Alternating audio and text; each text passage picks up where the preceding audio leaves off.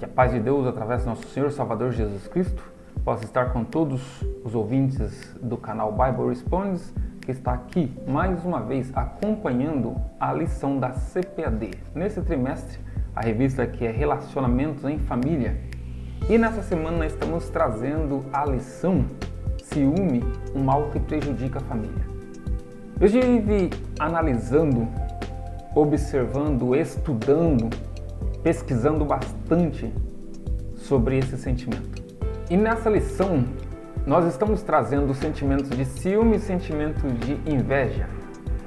Nessa lição de hoje, ciúme está sendo tratado como uma obra da carne. Mas é muito importante que nós aprendamos bem sobre esse sentimento para que possamos ensinar bem quando nós falamos sobre ele. Na verdade, todas as vezes que nós falamos sobre algo, é muito importante que nós temos clareza naquilo que nós estamos falando e muito mais naquilo que nós estamos ensinando. Porque sempre eu costumo dizer para as pessoas que somente falar é fácil. Ensinar não é tão difícil.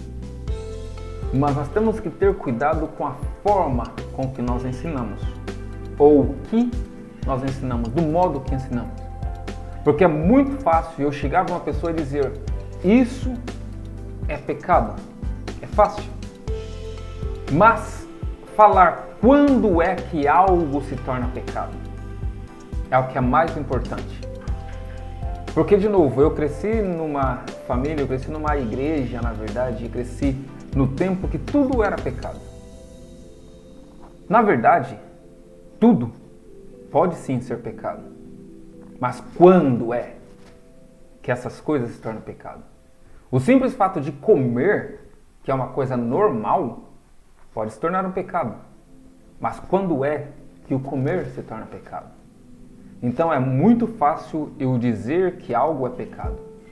Mas o mais importante não é dizer que algo é pecado, é dizer que algo pode se tornar um pecado. Há coisas que é o que é, não tem como mudar. Mas existem coisas normais ou naturais que pode se tornar um tropeço, que pode se tornar algo ruim. O ciúme é uma dessas coisas. O ciúme é um sentimento natural, que nós vamos ver isso mais claramente no tópico 2. Mas esse sentimento natural, ele pode se tornar ruim. Muitas das vezes, perguntando para as pessoas ou conversando sobre ciúmes, várias pessoas às vezes não querem admitir que tem ou possui ciúme porque acham que isso é um sentimento maligno, é um sentimento ruim, é um mal. Mas quando é que o ciúme pode se tornar um mal? Isso é, na verdade, o que nós temos que ensinar. Não que o ciúme é um sentimento ruim, mas quando ele pode se tornar ruim. Porque se ele fosse uma coisa ruim, nós não estaríamos vendo isso, esse adjetivo, na pessoa de Deus ou no Espírito Santo. Nós vemos isso claramente na pessoa de Deus dentro da Bíblia, na pessoa do Espírito Santo dentro da Bíblia.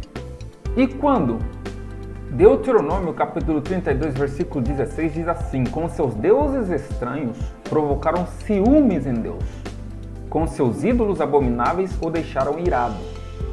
Aqui nós vemos dois sentimentos que nós tratamos como obras da carne, que é ira e ciúmes. Mas nós sabemos que Deus não tem carne, Deus não é carne, Deus é espírito. E se esses sentimentos, eles são somente obras da carne, como pode então Deus senti-los?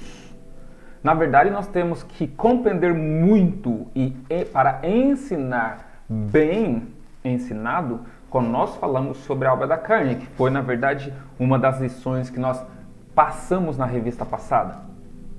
A ira como obra da carne, ciúmes como obra da carne e muitas outras coisas que são sentimentos que nós temos que pode sim se tornar obra da carne, mas são sentimentos. Sentimentos nós sentimos onde? Nós sentimos em nosso ser, nós sentimos em nossa alma, mas esses sentimentos, eles podem fluir E a nossa carne é aonde nós demonstramos através da nossa carne o que nós sentimos dentro de nós. E aí, a partir do momento que nós agimos, isso se torna uma obra. E essas obras da carne é que tem que ser crucificadas pelo Espírito de Deus que habita em nós.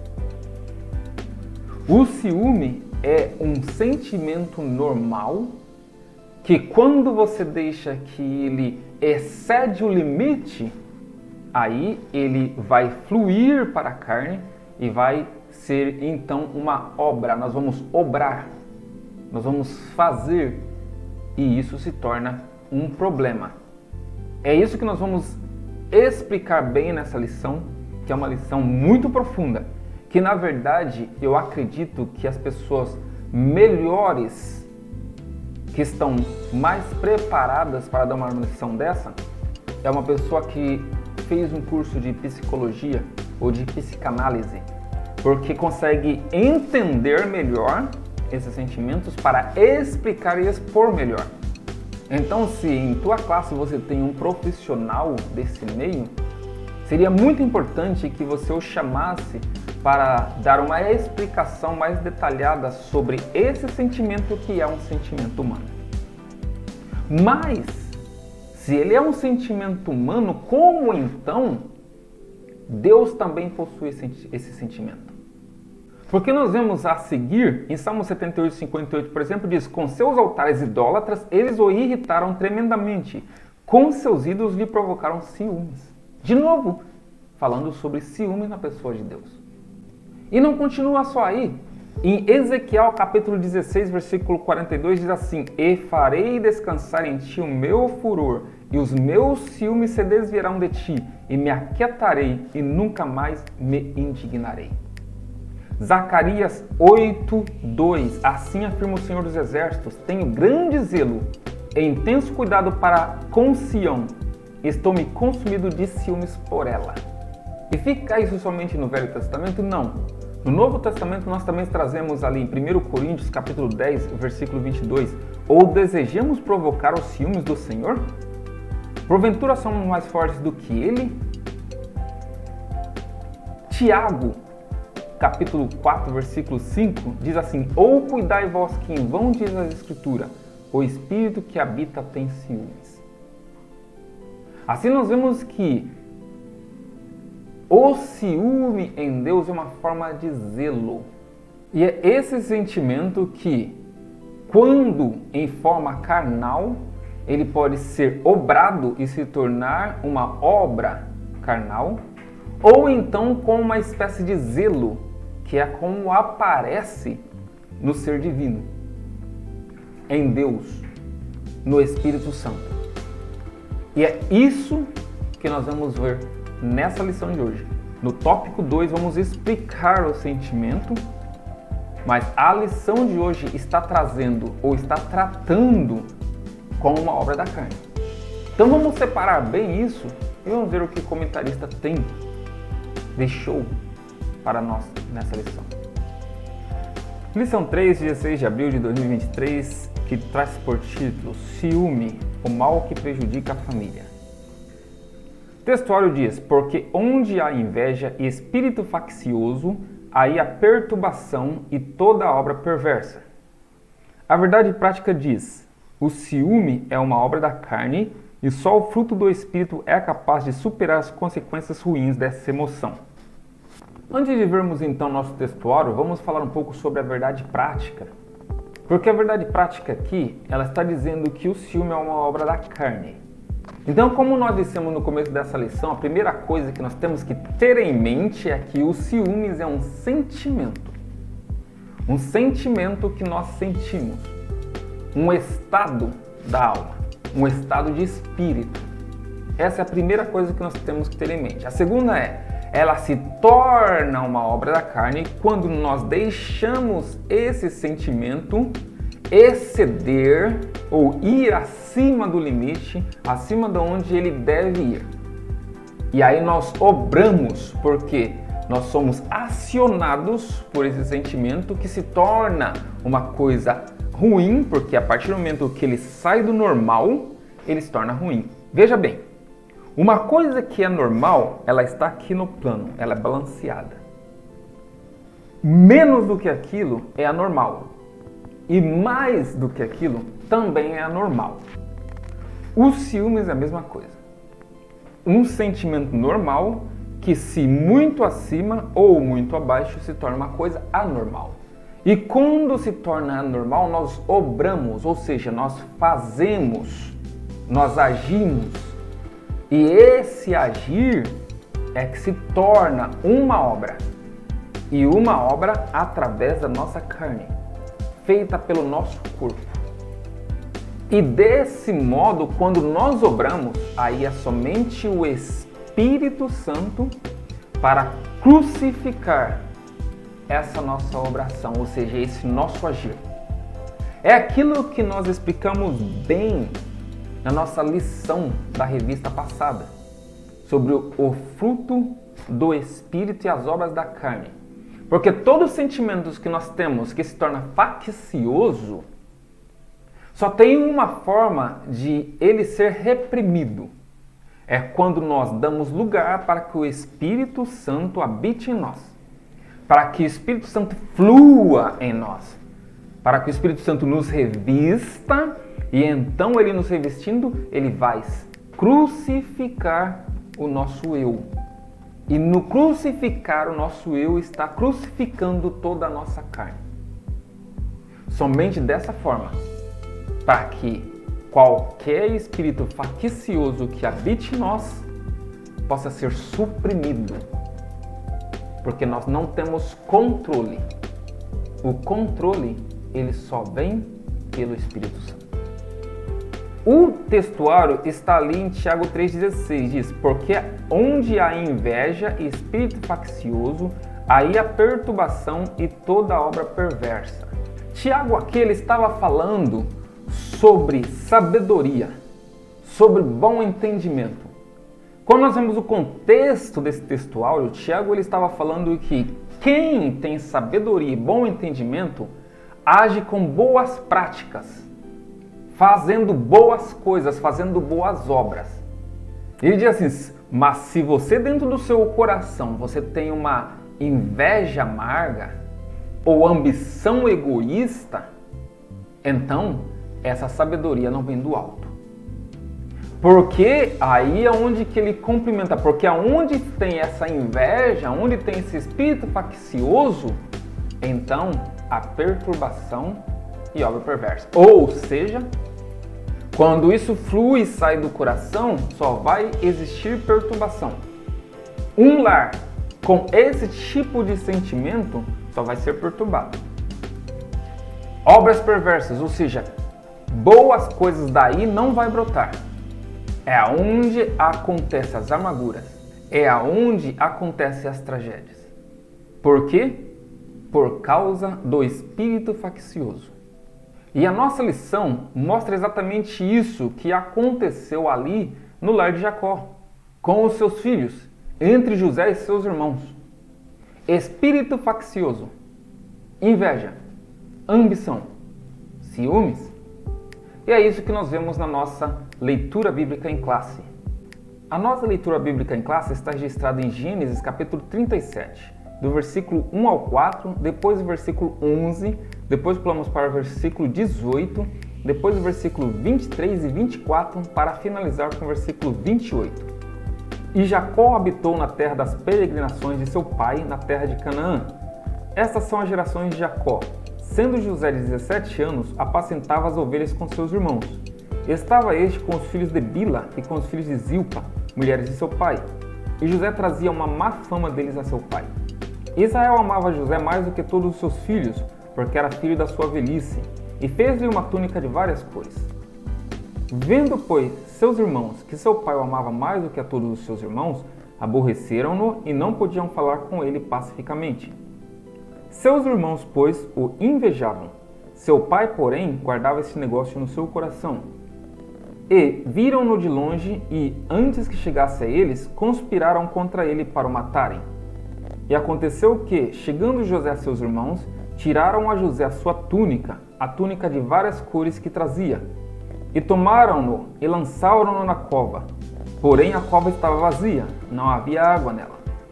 Passando, pois, os mercadores midianitas, tiraram e alçaram a José da cova e venderam José por 20 moedas de prata aos ismaelitas, os quais levaram José ao Egito. Muito importante que você possa ler o capítulo inteiro de Gênesis para entender a contextualização e o assunto que nós estamos tratando. A palavra-chave dessa lição é ciúme. Mas nós vemos que o texto nos traz a palavra inveja. Existe uma diferença entre inveja e ciúme. O que é inveja?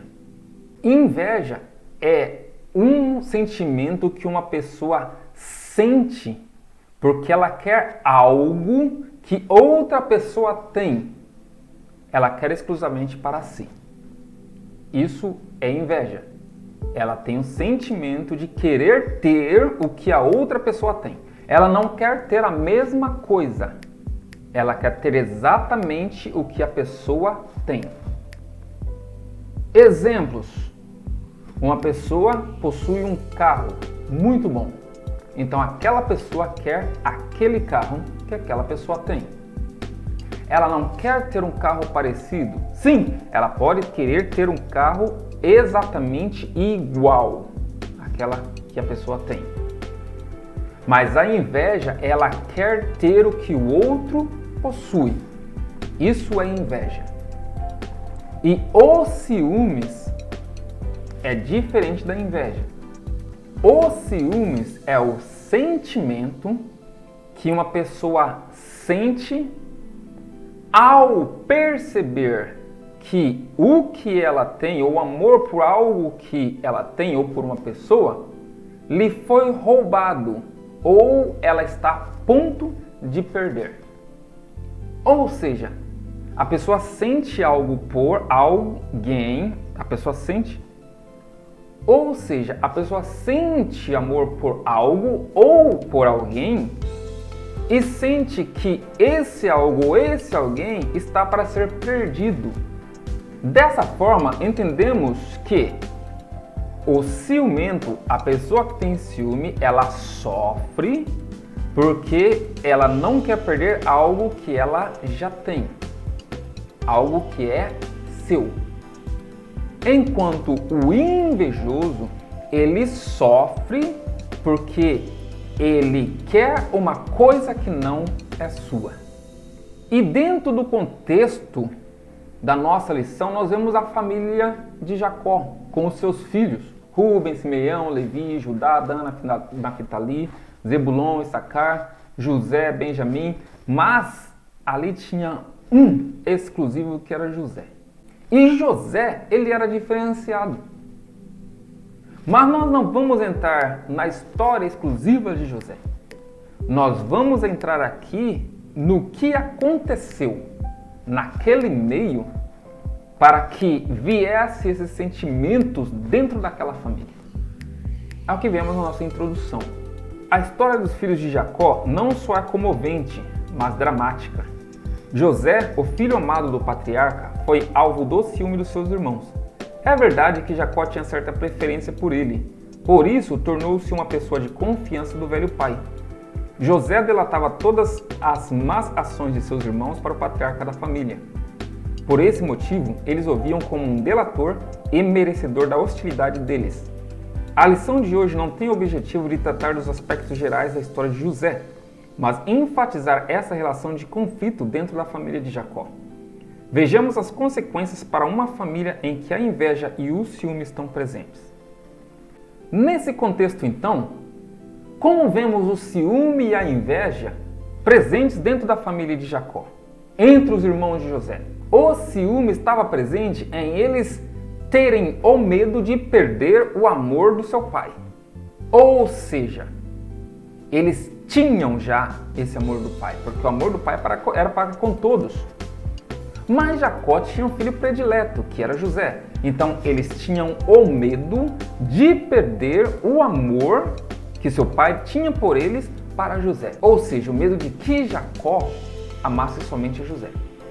Mas eles não iam perder esse amor, porque o amor do pai era para com todos. Mas a predileção pelo filho mais novo não era o último, porque o último foi Benjamim, mas para com José a predileção era grande. E obviamente era errado, como nós aprendemos na lição passada.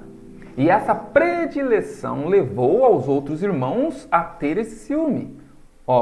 Nós vamos perder o amor do nosso pai, porque nosso irmão é preferido. Esse é o sentimento que morava dentro daquele lar, os ciúmes. Por quê? Porque eles tinham medo de perder algo que eles já tinham. E a inveja? A inveja é eles quererem possuir aquilo que eles não tinham. Que era o quê? O mesmo tratamento que José tinha. Então eles agora sentiam inveja de José porque eles queriam possuir o tratamento que José tinha. E ao eles não possuírem, esse sentimento se aflorou, ou seja, a inveja se apossou deles. Então dentro desse lar agora nós víamos o quê? Nós víamos o ciúmes presente e também a inveja. E isso foi danoso para toda a família. Isso foi danoso para Jacó, isso foi danoso para José, isso foi danoso para os irmãos de José. Porque quando há esse espírito faccioso, o que é um espírito faccioso? É um espírito de facção, é um espírito de separação, é um separativismo. Então, quando há esse separativismo, aí, obviamente, só há perturbação e destruição.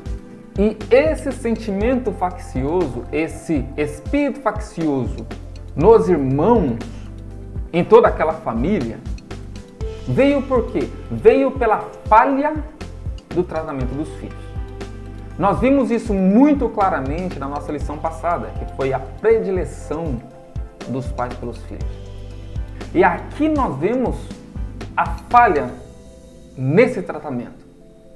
E é o que nós vemos nesse primeiro subtópico, que fala sobre a preferência de Jacó, no tópico 1, que é a falha no tratamento dos filhos. A preferência de Jacó, em Gênesis 37, lemos que Jacó amava José mais do que a todos os seus filhos. É possível que o patriarca tenha percebido que havia algo especial em relação a José. Entretanto, independentemente de ser o filho da sua velhice, José era um dos muitos filhos que ele havia gerado. Naturalmente, quando são conscientes do seu papel paterno e materno dentro do lar, os pais percebem as diferenças de personalidade e de temperamento de cada um dos filhos. Por isso, é preciso muita atenção no relacionamento com eles. Na lição 2, estudamos a respeito do problema que foi gerado pela predileção de Isaac e Rebeca entre Esaú e Jacó. Aqui na história de José, veremos que a predileção de Jacó produziu o ciúme e a inveja entre os irmãos, as consequências graves dessa prática dentro da família.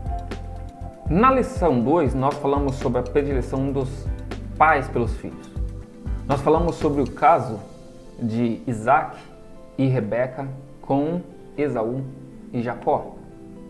E nós vemos que o exemplo dos pais acaba passando para o exemplo dos filhos. Foi o mesmo caso que aconteceu entre Abraão e Isaac, depois entre Isaac, Rebeca, Esaú e Jacó, e agora vemos o que? Na figura do filho, Jacó.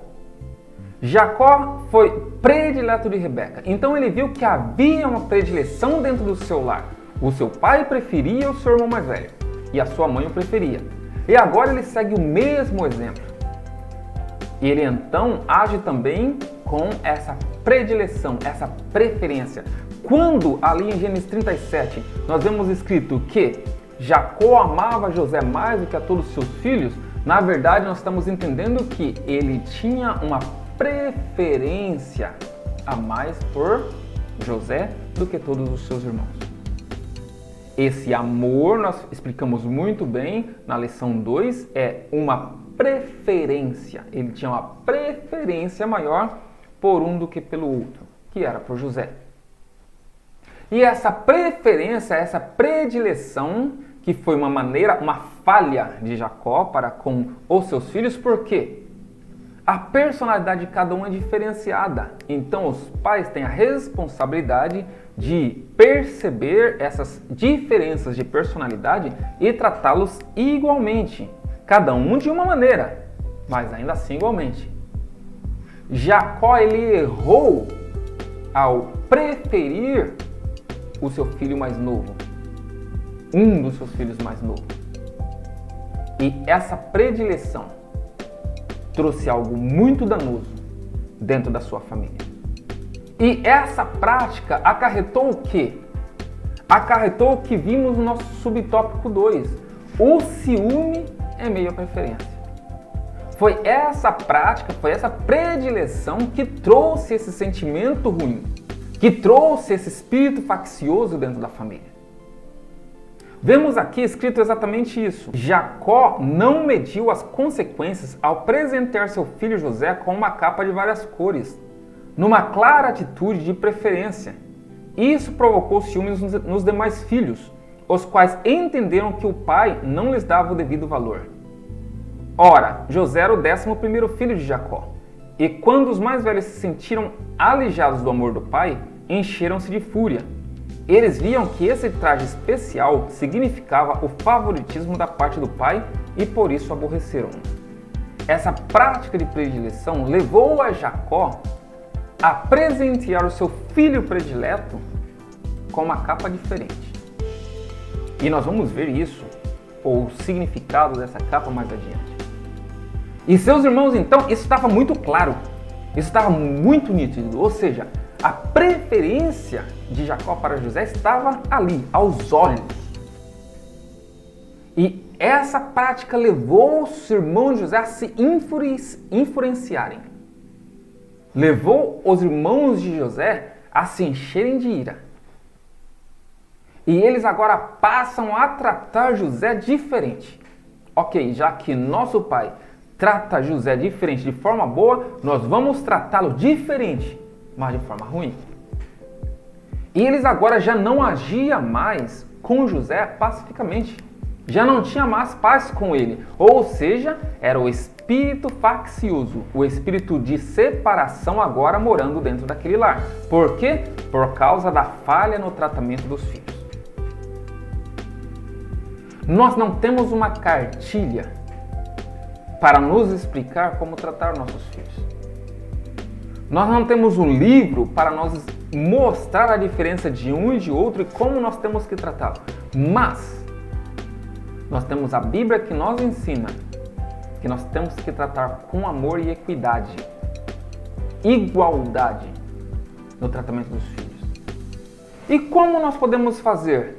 Existem algumas dicas que são bastante interessantes para que nós possamos tratá-los, para que nós possamos criá-los de forma igualitária. E quais são? Eu coloquei 5 dicas que eu peguei de um estudo canadense e essas dicas são: tenha consciência do que faz, ouça, dê uma explicação, evite comparações, estabeleça um tempo individual com cada filho. A primeira coisa que diz é: tenha consciência do que faz, ou seja, para uma pessoa ser curada de uma enfermidade, ela primeiro tem que reconhecer que ela tem uma enfermidade. Ela tem que entender que ela tem uma enfermidade. Nesse caso é a mesma coisa, é ter consciência de que isso está acontecendo. Ou seja, eu estou escolhendo um favorito. E a maioria das vezes, quando essa escolha, essa predileção, esse favoritismo acontece, é quando o nível de estresse está mais elevado. Se o nível de estresse está elevado, você então agora escolhe um. Ah, esse é melhor do que esse. Esse está fazendo coisas melhores do que esse, porque esse está me estressando.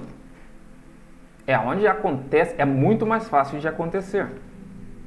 Para que você possa compreender isso, a melhor coisa é você tomar conselho com familiares, você tomar conselhos com um profissional da saúde e perceber que isso está acontecendo. Busque apoio e tenha consciência. Esse é o primeiro passo. A segunda é ouvir. ouça. Muitas das vezes os filhos vão perceber esse tratamento diferenciado e eles vão comentar. Eles vão falar, eu estou sendo tratado diferente.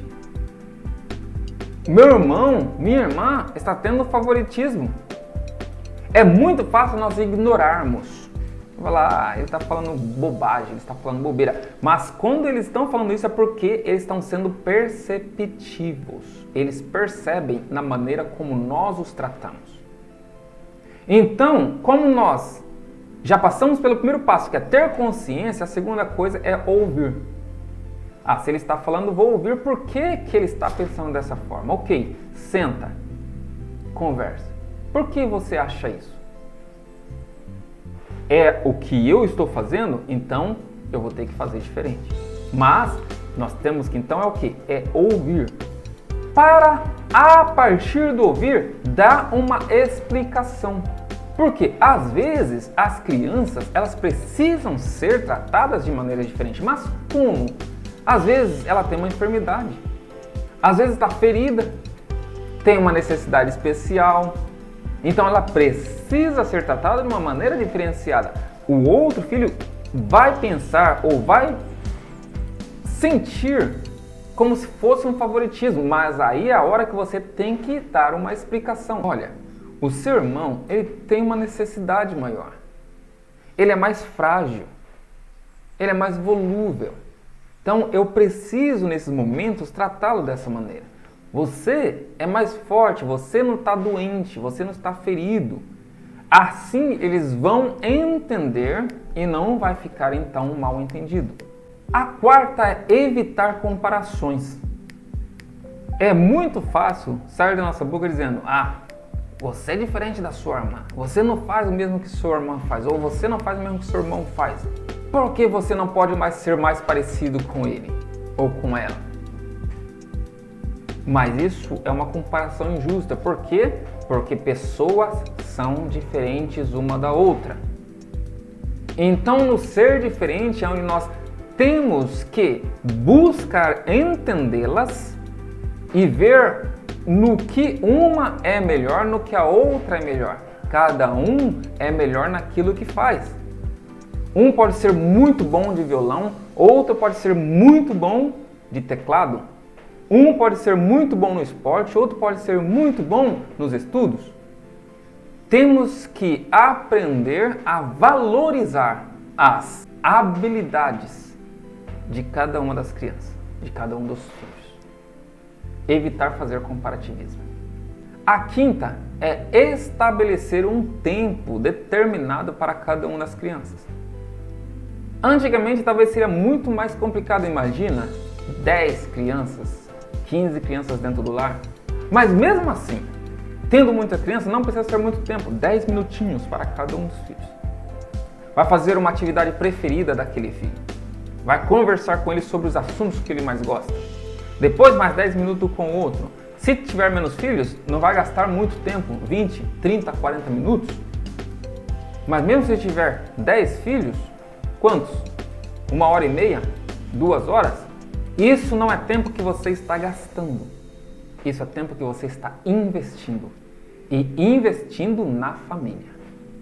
Tratar as crianças de formas diferentes pode trazer males para a sua própria família. O outro sentimento que traz dentro desse primeiro tópico é a inveja, que quando há essa predileção, um dos sentimentos, além do ciúme, é o quê? A inveja. Eu quero ter esse tratamento que ele tem, exclusivamente para mim. Eu quero que seja meu. Isso é a inveja, querendo ter o que o outro tem. Porque a predileção traz isso, porque se ambos são tratados igualmente, não tem porquê um ter inveja do outro. Por quê? Eu tenho o que ele tem o que eu tenho. Agora, quando há esse espírito faccioso, esse separativismo, a inveja vem. E a inveja cega. E quando a inveja cega, nós, seres humanos, não conseguimos ver os desígnios de Deus. E isso é o que aconteceu na família de Jacó. A inveja não permite compreender os desígnios de Deus. Além desse presente do pai a José, também havia os sonhos de José que o colocavam sempre em superioridade em relação aos seus irmãos. O sonho dos molhos de trigo e o sonho dos corpos celestes, que se inclinavam diante de José, quando contado para seus irmãos, fizeram com que eles entendessem que José agia com arrogância e despeito em relação a eles e por isso o rejeitavam. Os sonhos tinham um caráter profético, mas seus irmãos entenderam como uma atitude presunçosa da parte de José. Não podiam enxergar o que aconteceria alguns anos depois, quando José tornou-se governador do Egito. Provérbios capítulo 14, versículo 30 diz assim: o coração em paz dá vida ao corpo, mas a inveja apodrece os ossos. Ou seja, quando o nosso coração está em paz, nós vivemos. O nosso corpo tem vida.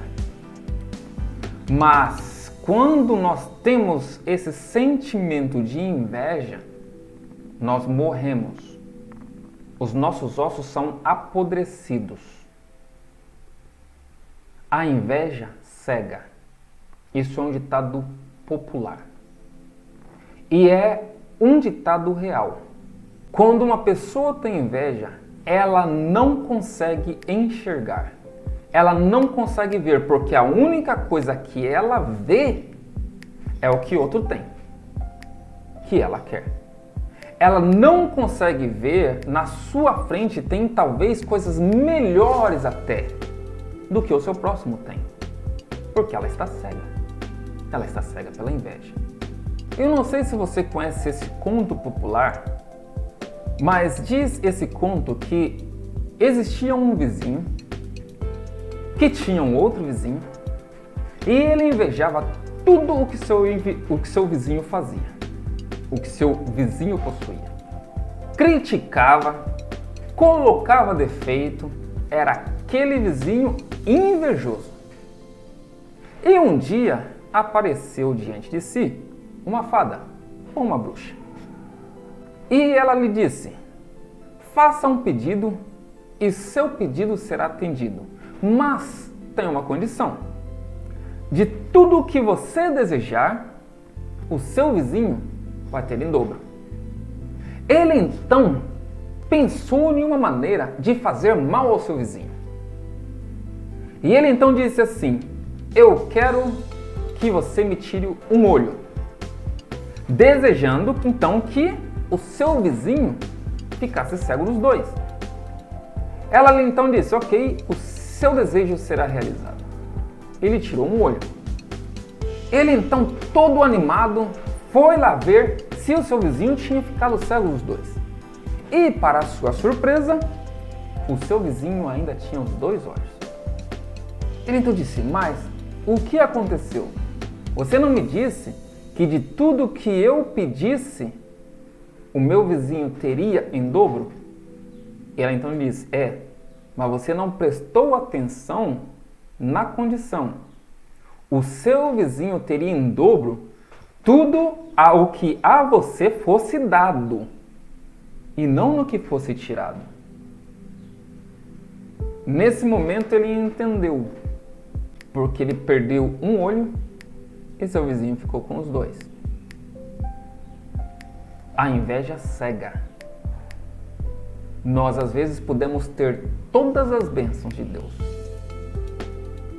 mas quando nós deixamos que a inveja adentre o nosso ser, nós perdemos de ganhar as bênçãos, enquanto aquele que nós estamos invejando está recebendo as bênçãos porque ele está aceitando. Vamos pensar muito nisso e orar para que Deus tire de nós todo o espírito contencioso, faccioso, e que nós não possamos ter essas obras em nossas vidas, esses sentimentos em nossas vidas. Porque Deus quer nos dar as bênçãos. Ele quer nos dar as nossas bênçãos. Deus tem uma bênção para cada um e essa bênção é única. Basta nós aceitamos e recebemos, sem olhar para a bênção do outro. E nós vemos no tópico 2 o ciúme como causa de conflito. Agora é onde nós entramos sobre O ciúme. O que é ciúme? Quando ele se torna uma causa de conflito. Vamos ver, o primeiro subtópico diz que o problema da túnica. A túnica parece que foi a causadora daquele conflito familiar, daquele ciúme. O subtópico 1 diz, a túnica, o símbolo do desprezo. A vestimenta tradicional do povo antigo tinha no máximo 2 cores, feita de fios de linho grosso. A túnica colorida de José o colocava em posição de destaque em relação aos seus filhos. Isso corroborava o sentimento de predileção de Jacó por José. O ciúme derivado dessa má atitude do patriarca promoveu tristes consequências na família de Jacó. No caso da família de Jacó, o problema foi a túnica. Usualmente, naqueles tempos passados, a túnica usualmente tinha 2 cores. Mas Jacó, tendo uma preferência por José, ele mandou tecer uma túnica diferenciada. Todos os seus irmãos agora com uma túnica de 2 cores, agora José, ele tinha uma túnica de várias cores. Naquele sentido, os seus filhos já perceberam que Jacó queria fazer de José o primogênito. Queria dar para ele a primogenitura, a bênção da primogenitura, o que é obviamente que aconteceu no futuro. Mas ali agora, isso causou nos irmãos um sentimento amargo. Foi o símbolo do desprezo. Eles se sentiram desprezados. E isso lhe causou inveja. Lhes causou ciúmes. Quantos de nós não temos essa túnica? Qual será que é a túnica que está simbolizando o desprezo para nós? Que nenhuma túnica possa ter esse símbolo em nossas vidas. Mas, para que nós possamos ver essa túnica como um símbolo de amor, nós também podemos ter essa túnica. Que essa túnica não venha a servir de símbolo e nem de separação, como aconteceu ali na família de Jacó. Porque na família de Jacó causou um ciúme, que foi o que? O agente do conflito naquela família. E vemos isso no subtópico 2. O agente do conflito familiar, ciúme. Os irmãos de José sentiam-se ignorados pelo pai. Por outro lado, em razão de desfrutar do favoritismo do pai, José agiu com inexperiência, imaturidade e arrogância. Seus irmãos, com orgulho ferido por causa da preferência paterna por José, não aceitavam sequer ouvir o filho preferido de Jacó. Por isso, encheram-se de rancor e ódio, desejando até mesmo acabar com a vida do irmão. O ciúme é uma emoção que tem origem no egoísmo. É como uma infecção que se espalha no corpo doente. A inveja, o rancor e o ódio geralmente têm no ciúme o nascedouro. Como o sábio Salomão declarou, o ciúme desperta furor.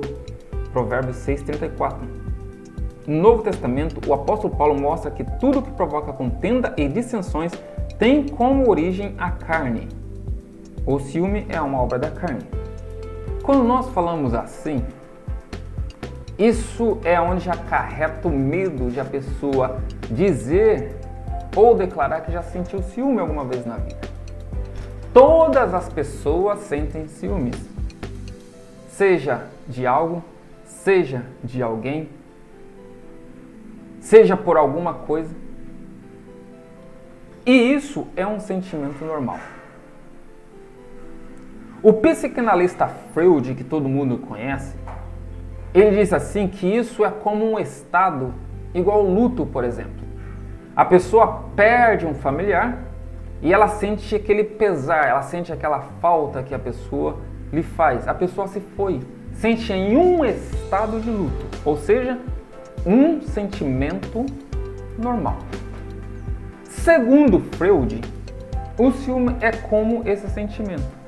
É um sentimento normal que uma pessoa sente em um estado, em um momento da vida. E isso, ele tem que ser balanceado. Segundo ele declarou, que o medo da perca é a força motriz, ou seja, o motor desse sentimento, do ciúme. Segundo ele disse, esse sentimento, ou seja, saindo desse sentimento, pode vir outros sentimentos, que é o quê?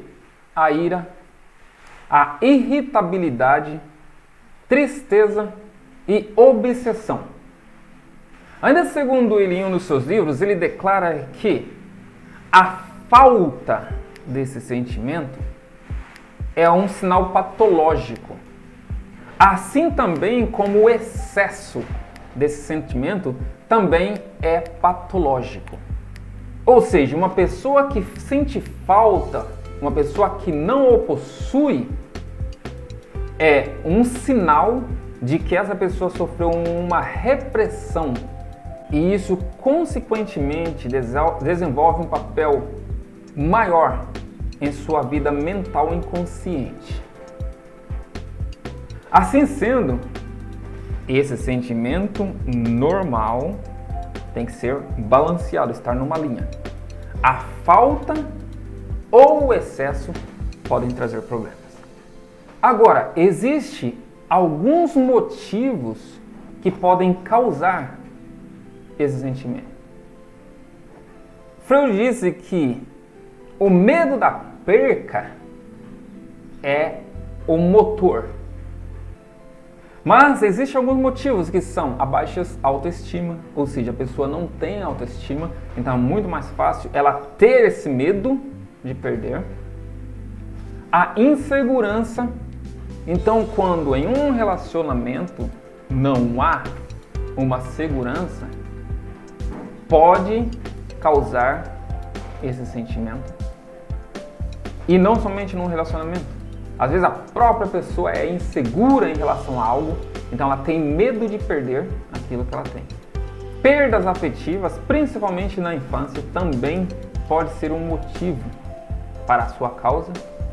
A dificuldade na socialização, ou seja, uma pessoa que ela não consegue se socializar com outras, isso também pode ocasionar o ciúme.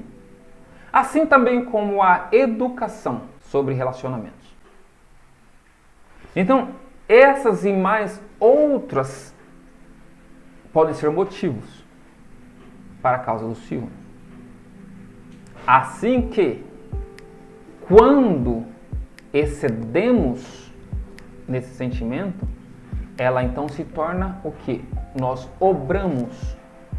E se torna então uma obra carnal, que ela tem que ser reprimida, suprimida pelo Espírito Santo, pelo agir do Espírito Santo.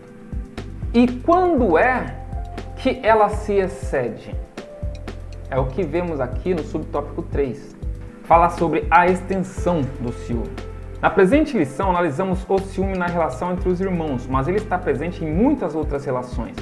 O ciúme pode trazer problemas para a vida conjugal, amizades sinceras e relacionamento profissional. Geralmente, onde o ciúme está presente, existe mais desprazer e desgosto do que felicidade. No ambiente onde o ciúme domina, sobram desconfiança, insegurança, controle e posse. Embora todas as pessoas tenham ciúme, pois trata de uma emoção humana, a linha entre o ciúme controlado e o descontrolado é muito tênue. A extensão do ciúme é exatamente o que nós estamos tratando nessa lição. Porque como eu disse no começo da lição, o ciúme é um sentimento normal. E que se não fosse normal ou se fosse mal, não era citado como um sentimento divino. Mas, de novo, quando nós tratamos como um sentimento divino, é o sentimento de zelo. Deus tem ciúmes de nós porque Ele zela por nós. Esse é o ciúmes de Deus, é o zelo de Deus por nós. É aí onde nós compreendemos o ciúme como um sentimento divino. É porque Deus tem zelo pelas suas obras. Então, nesse zelo, Ele tem os ciúmes. Ele não quer nos perder. Ele não quer que nós nos percamos. É por isso que Deus zela por nós com esses ciúmes que Ele tem. Mas a extensão do ciúme é o que nós chamamos de ciúmes patológico. chamado também como síndrome de Otelo. Eu não sei se muitos de vós já ouviu falar em Otelo. Otelo é uma história shakespeariana, de William Shakespeare. O Conde de Veneza é a história de Otelo, onde ele trata sobre sentimento de amor, ciúme e morte. Otelo tinha uma esposa e achava que sua esposa o estava traindo.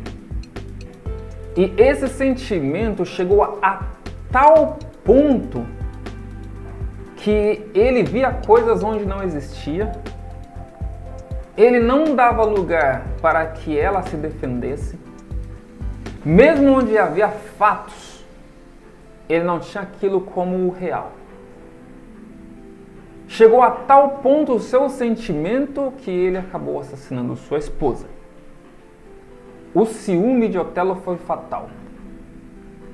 E é por isso que os psicanalistas, os profissionais, eles colocaram o nome desse ciúme patológico como síndrome de Otelo. Essa síndrome de Otelo está presente até hoje em nossos dias. O ciúme patológico é essa extensão do ciúme. Porque agora, no excesso do sentimento, a pessoa tem o quê? Tem esse sentimento mais forte do que ele deveria ter. E é onde gera os outros sentimentos da obsessão, da tristeza, da ira, da irritabilidade. Esse é a síndrome de Otelo. Esse é o ciúme patológico. E esse ciúme ele destrói relacionamentos, ele causa mal tanto para a pessoa que o tem, como para a pessoa que convive com quem tem. É muito importante que seja tratado. Para nós que confiamos em Deus, é deixarmos que o Espírito Santo transforme a nossa vida, flua em nós, reflita em nós o que Ele é. E assim nós teremos esse sentimento crucificado. Quando não, buscar ajuda de um profissional da saúde. Temos que ter isso em nossas mentes. Porque é um mal que aterroriza as famílias, os relacionamentos, as pessoas. E a pessoa que tem, ela sabe que tem. E existem muitas coisas que demonstram, que dá um sinal de alerta para quem possui. Que são o quê? Ela quer controlar a vida do outro, limitando a sua privacidade. Os pensamentos irracionais, onde ela vê as coisas onde não existe. Sente ansiedade porque ela fica ali direto pensando que a outra pessoa o está sendo infiel. Até chegar ao ponto de agir de forma física ou verbal. E com isso, vem todos os outros sentimentos negativos. A ira, o medo, a culpa, a ansiedade. Tudo por quê? Por causa do excesso. É o que sempre dizemos. Tudo que é em excesso faz mal. E o que é feito em excesso é pecado. E esse excesso e essa parte acentuante do ciúme pode fazer o quê? Causar tragédias. Tragédias familiares, assim como aconteceu na vida de José, com seus irmãos, na família de Jacó. Diz isso no subtópico 1 do tópico 3, que é os males do ciúme. Não são poucas notícias de tragédias conjugais em que o ciúme é a causa. Não são poucos os casos em que pessoas prejudicam as outras por causa do ciúme. Não foi diferente no tempo de Jesus, em que a casta sacerdotal ficou enciumada e invejosa por causa da extensão do ministério terreno do nosso Salvador. Nós vemos que o excesso do sentimento, quando nós damos lugar à carne, trazem as tragédias. No tempo de Jesus, nós vimos ali o sumo sacerdote, os doutores da lei enciumados pelo que Jesus fazia. E eles deram lugar ao sentimento, virou excesso. E aquilo trouxe tragédia, trouxe morte. Na história de Jacó, nós vemos o excesso de novo dos ciúmes. Nós vemos o excesso dos sentimentos, onde deram de novo lugar à carne. E trouxe tragédia no meio da família. Quase morte. E nós vemos isso nos dias atuais, aonde tragédias e tragédias acontecendo. E muito dessas tragédias são por causa dos ciúmes. Veja aí no gráfico um comparativismo que eu trouxe em relação às tragédias familiares.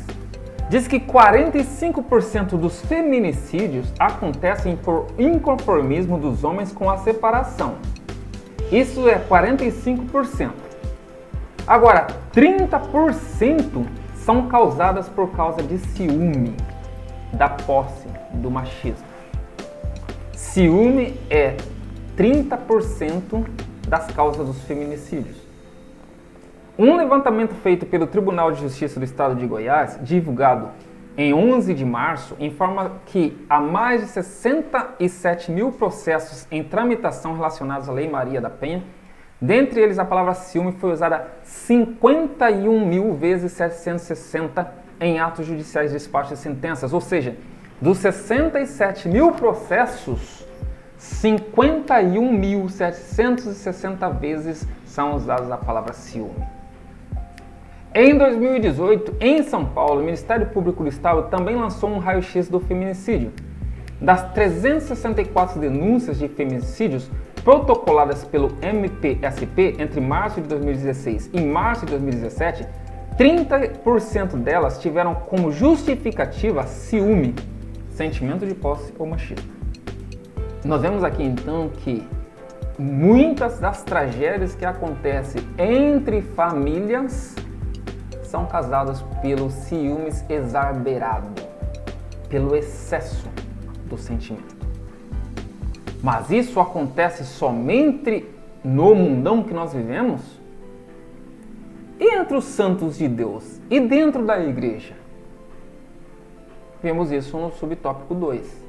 Se de maneira geral o ciúme obsessivo surge da parte de um dos cônjuges, terminando quase sempre em violência, separação e ofensas mútuas, infelizmente, entre os santos de Deus, o ciúme também pode minar as relações de pessoas que outrora eram próximas. Assim, por ciúmes se calunia, difama e ofende o irmão em Cristo ou um colega de ministério. Que o Espírito Santo guarde os nossos corações, de modo que produzamos o fruto do amor e não sejamos cobiçosos de vanglória, provocando uns aos outros, tendo inveja uns dos outros. Como eu disse, o ciúme é um sentimento normal. Mas ele pode se elevar ao excesso. E quando isso acontece, nós damos lugar à carne. E ao dar lugar à carne, nós obramos carnalmente. E isso é uma coisa humana. E, portanto, nós também, servos de Deus, estamos fadados a acontecer isso em nosso meio. Mas nós temos um remédio. Nós temos uma solução. E para que nós não venhamos a agir como os do mundo, para que nós não venhamos a deixar que esse sentimento em excesso vire uma tragédia e nos traga esses sentimentos negativos, onde nós vamos estar destruindo a vida de irmãos por causa de sentimentos facciosos, por causa da inveja que tem no meio dos crentes, nós temos um remédio. E como é que nós podemos vencer esse mal? É o que diz no subtópico 3, vencendo o ciúme. Em primeiro lugar, é preciso alimentar a mente com as coisas de Deus. O que pensamos e o que está em nosso coração determinam as nossas ações. Em segundo lugar, é muito importante saber se a emoção do ciúme está impactando e comprometendo a qualidade de vida. Se a constatação for afirmativa, é importante procurar a ajuda pastoral que com base na palavra o aconselhará com sabedoria. E finalmente, considere com muita atenção o que o apóstolo Paulo ensinou a respeito do amor. O amor é sofredor, é benigno. O amor não é invejoso. O amor não trata com leviandade. Não se ensoberbece.